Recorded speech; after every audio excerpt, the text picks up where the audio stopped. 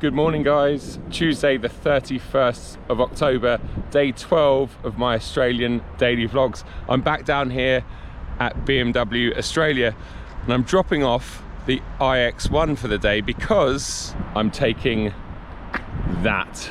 It's an R1250 RS, which is kind of a sportier version of the bike that I'm very familiar with, the R1250 GS.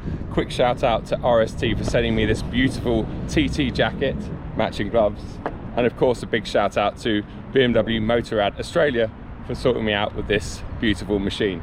It's even on Michelin tyres.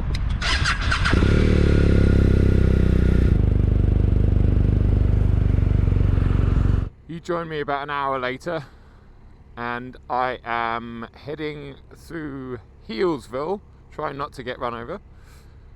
I'm very, very grateful, as I said in the intro, to BMW Motorrad Australia. I was at the MotoGP with them 10, 11, 12 days ago, whatever it was. I've lost all concept of time, and it was lovely to meet Joel and Nicole then, so cheers guys if you're watching this, really appreciate it. What's this bike been like? Well, I must admit I haven't really done my homework. I wasn't 100% sure which bike I was going to be on today. When they wheeled this out this morning, I had to quickly just Google a few facts and figures because, as many of you know, I'm quite new to biking. But I can tell you that this is a BMW R1250 RS. There's a lot of R's in there. And it is a sports touring bike.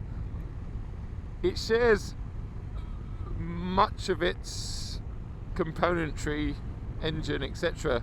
with the brilliant R1250 GS, which I'm very familiar with because I had one as a long-termer. It is sportier. So it's a sports touring bike.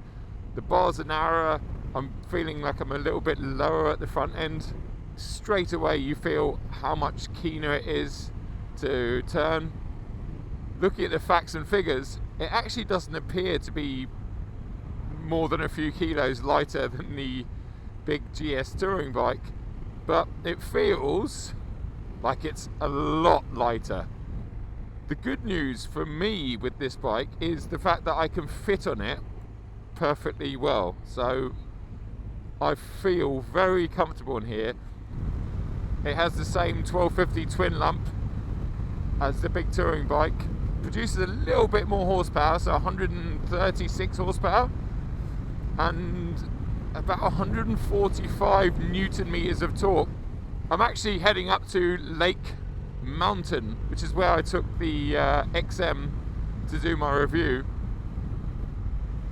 And I have to admit, although I had fun in the XM, I was constantly thinking, wow, what would this road be like on a motorbike? I've got the sports display down in front of me. I'm in dynamic in terms of suspension. Definitely feels a bit stiffer than the GS when that's in dynamic. But it's just so eager to turn. It's just lovely. Oh yes.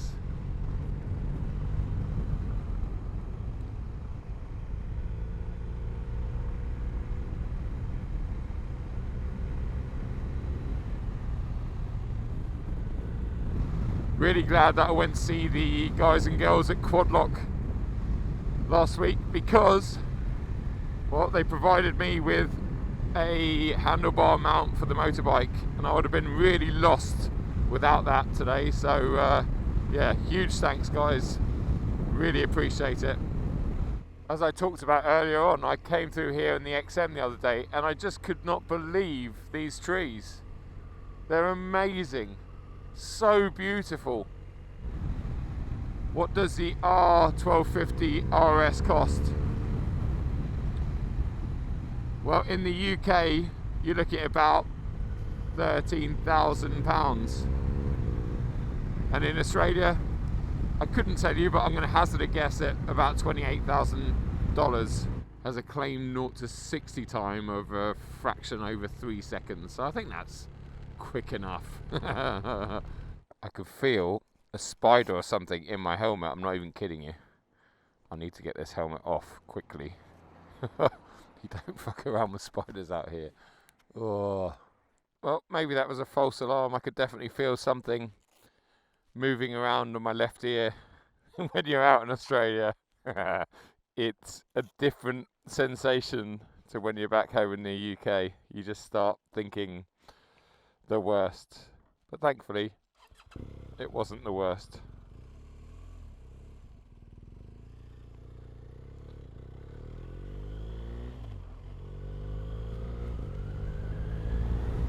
For those of you that haven't watched any of my motorbike videos before, one of the reasons I love riding a bike is just the sense of freedom and the sense of absorbing the environment. Being able to do that out here in Australia on the other side of the world is really cool because, well, the scenery is very different, and yes, you can see most of that from the car, but you can't see what you get on the bike. And on top of that, it's the smells, good and bad, mostly good. Right, so we've just arrived into Marysville. It's a lovely place. Hopefully I can find somewhere that is open, because after I've had an hour of fun, I'm going to come back here and I'm going to grab some lunch. Now we're getting to the really interesting bit of road. We leave Marysville behind us and we're heading up to Lake Mountain. It's only circa 20 minutes, but it's a great piece of road, and a lot of it is a 100 limit. What I haven't talked about is the fact that, well, it's the 1st of November tomorrow, which is essentially the start of Australia's summer. But up here, it's 12 degrees. So I'm very grateful that this bike has grip warmers, or whatever the technical term is, because my hands are lovely and warm. And actually, the lovely TT jacket that I'm wearing, although it's not classed as a winter jacket by any means, it's definitely warm enough, because you're not as shielded on this bike as you are on the GS, just because the visor is obviously somewhat smaller. Still does a reasonable job, but yeah, you can't really compare. Oh yes, see here it just feels so eager. I almost have to sit the bike up, because with the GS you'd be leaning off the side of it there. Yeah, each and every time I turn in, I'm overturning. This bike has a quick shifter, meaning I don't really have to use the clutch aside from pulling away. But it's always a good idea to use the clutch between first and second, because it can be a little bit clunky. And this bike has an Akrapovic exhaust, so it sounds a bit fruitier than the stock GS that I had back home in the UK. Although at these speeds, all I can pretty much hear is wind. Also has drive modes, so we have rain, road, dynamic and dynamic pro. I'm trying out dynamic pro. I'm guessing that's just the stiffer setting. Or there's some monster potholes here as well. Yeah, if you're a biker and you're coming up here for the first time, just be a little bit aware of those. I was just thinking to myself, it feels like it's getting a bit colder. I've looked down at the dashboard and it says 9 degrees, so yes, there you go, overturning again.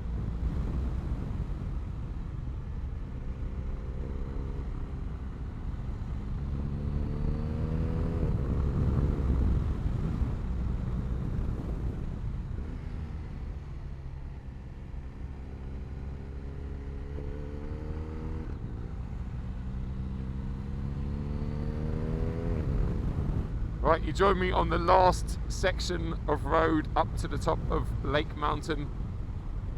It's a narrow-ish piece of tarmac. There's lots of debris from trees, etc. So just be aware of that. And also, the grip levels are extremely low. Thankfully, I spoke to my good friend Paul Marrick, And he told me that this surface, or this tarmac, is basically designed to give you a bit more grip when it snows up here during the winter. But the flip side of that is, when it's wet or damp, it's extremely slippery. I dragged my foot along back there for a bit and just couldn't believe it. It felt like ice. Unless it's completely bone dry, just be very cautious of that if you're coming up here in a car, but especially on a bike or on a bicycle. Here we are at the top of Lake Mountain. It is 4 degrees. Before we head back down and de-thaw and warm up, let's just have a quick look at this wonderful bike. I'm leaving it running so that my grips stay nice and warm. It definitely has some aftermarket bits in it, as we mentioned on the way up. We've got some lovely looking options, 719 brake and clutch levers. We have some nice reservoir covers there. We've got some engine covers, plugs, foot pegs, the Akrapovic exhaust, which looks beautiful. I'm guessing it's titanium, carbon, and we've got a carbon heat shield down there. We get around the front end. We've got Brembo brake calipers, which I don't think the GS had. So this one's got a lot of lovely, tasty bits in it. So I'm guessing this wouldn't be £13,000. This is probably more like 15, but I'm guessing. This is all speculation. Or we can have a good look at my quad lock mount. There it is. Wonderful piece of engineering, and it works so well. And the phone doesn't go anywhere. I've also got the dampener unit on there, so it doesn't shake or vibrate. We've got the same TFT display as we did have on the GS.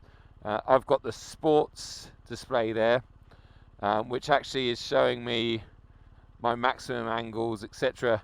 And then if we cycle up and come back over to my vehicle, we can have a look at what we've been averaging. Oh, it's in litres per 100 kilometres, so 4.9, whatever that is. And then we can go back up and up again, and now that is the default dashboard setting.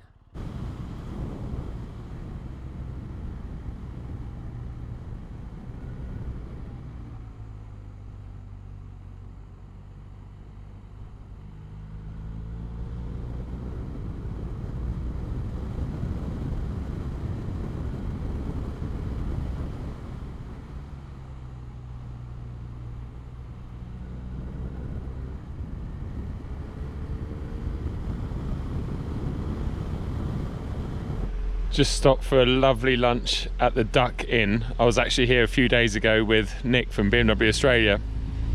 Food is fantastic, coffee's really good, and definitely recommend it if you come down here to ride or drive on these brilliant roads. Yeah, definitely recommend this to anyone that's in the Melbourne area. Well, whether you're a local and you live there and you've never been here, or if you're a tourist and you've got a hire car or access to a motorbike, head up to Lake Mountain, Marysville. I'm not sure what the name of this actual road is, but let's just call it the Good Road. I'm sure it gets busy middle of summer on a weekend here, but my experience of it is actually it doesn't ever seem too bad.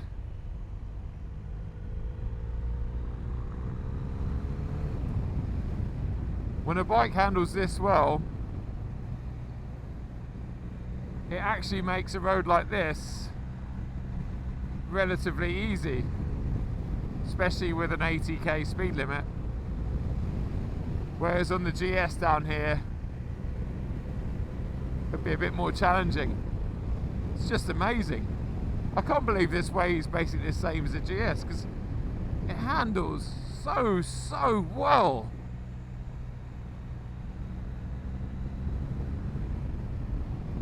Yeah, the lean angles I'm getting, well, since lunch, 39 degrees left, 37 degrees right.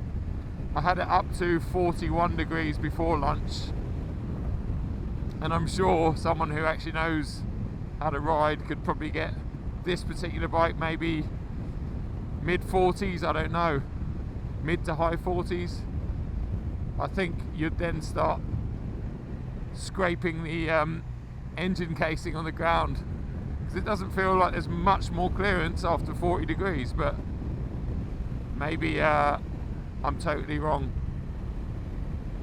Oh, it's just wonderful. What a brilliant day.